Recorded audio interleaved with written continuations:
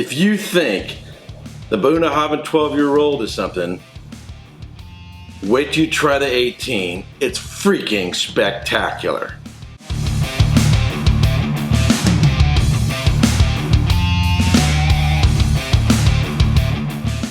Welcome to another episode of Erik Wait Whiskey Studies, and in this video I'm going to do a review of the Bunnahabhain 18-year-old. This is the bigger brother of the Bunnahabhain 12-year-old, a whiskey that I absolutely love and that I think is probably within my top 2 favorite whiskeys on Islay, and particularly whiskeys that I would introduce to people who are new to Islay whiskeys.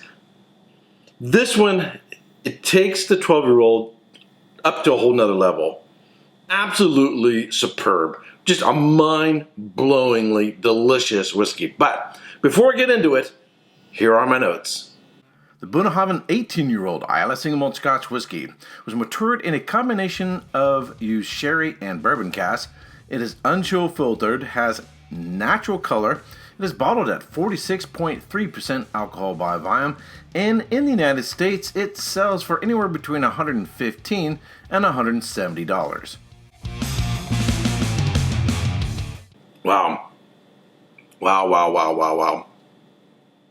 If you haven't already seen my review of the Bunnahabhain 12-year-old, you're going to want to check that out. If you haven't tasted a Bunnahabhain 12-year-old, you're definitely going to want to run out and buy a bottle. This is the Bunnahabhain 18-year-old, and it is the Bunnahabhain 12 with the pedal to the metal all the way down. It is taken to a whole nother level.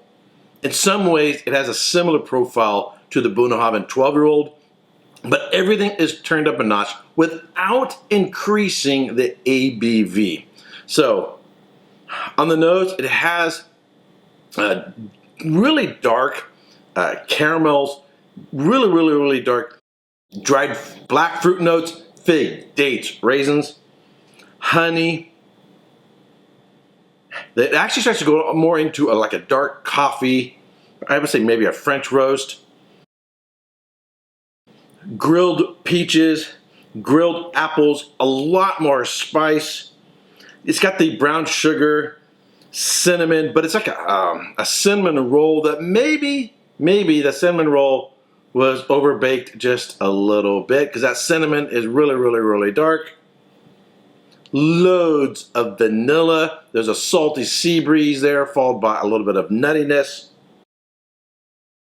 There's still that citrus note. There's a citrus note. It's like oranges that didn't have cloves put into it. But this orange, maybe it's been out there. It's really ripe. And perhaps it was even baked a little bit. All right, on the palate.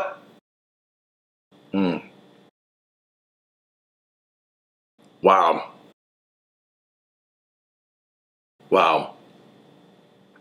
I could just stand here and say wow for the next hour, and the flavor would still be there. It is really deep, really complex. It has a great evolution from the front to the middle and to the finish. It is darker. It is richer than the 12-year-old. It has those dark chocolate, dark coffee. It has actually a little bit of leather note to it. A little bit of tobacco, like a pipe tobacco.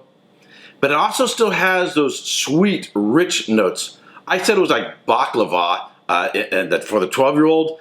This is actually going into more like a cinnamon roll, a dark, maybe slightly overbaked cinnamon roll with nuts and honey on it. There is that sort of pastry character to it as well. The finish, as I'm talking now, I can still taste it. So, I like the rye, I like the evolution from the front to the middle and to the finish. I like the length of the finish. I like the depth of the flavors.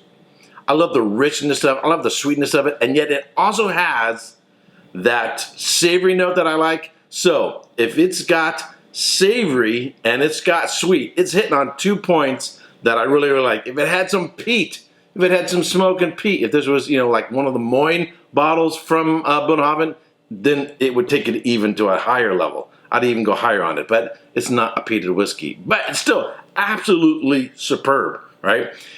I gave the Bunnahabhain 12 92 points. I'm going to give this one probably go 93, 94 points. If it was peated, I'd probably go even higher. So it's a better whiskey. It's a more delicious, more aggressive on the palate, yet not with more alcohol than the 12-year-old. The one thing that's sort of, you're gonna have to bend your arm to really be motivated to go out and buy it is the price, because we're over $100 now. It's more expensive. Is it worth the money, the extra money to go from the 12 to the 18? That's on you. That's on you. That's for you to figure out. And the only way you're going to do that is taste it at a bar, taste it from a friend or something like that. And that's not a decision I can make for you. So there is a certain point of which the amount of money you're spending on a whiskey to where you're not getting the same return in the quality for the more money you spend. And sometimes when you start paying over $100, $200, $300, you're paying for a brand name, you're paying for the low supply, you're paying for the demand, and that's really what you're paying for, rather than the more money you put into it, the better whiskey you're getting. But this is still an absolutely superb whiskey, and if you buy it, you are not gonna be disappointed. You're gonna absolutely love it. And if you're a fan of Bunnahabhain like I am, and you love the 12-year-old, this is one I'm gonna keep on my shelf at all times. All right, absolutely superb. All right, I want to thank all my patrons for joining my little group, for supporting the channel. If you're not yet a subscriber, I'm going to ask that you subscribe. Give this video a thumbs up, share it with your friends on Facebook, Twitter, and other social networking channels. And until next time, cheers. Hey, don't forget to subscribe and check out these other whiskey videos.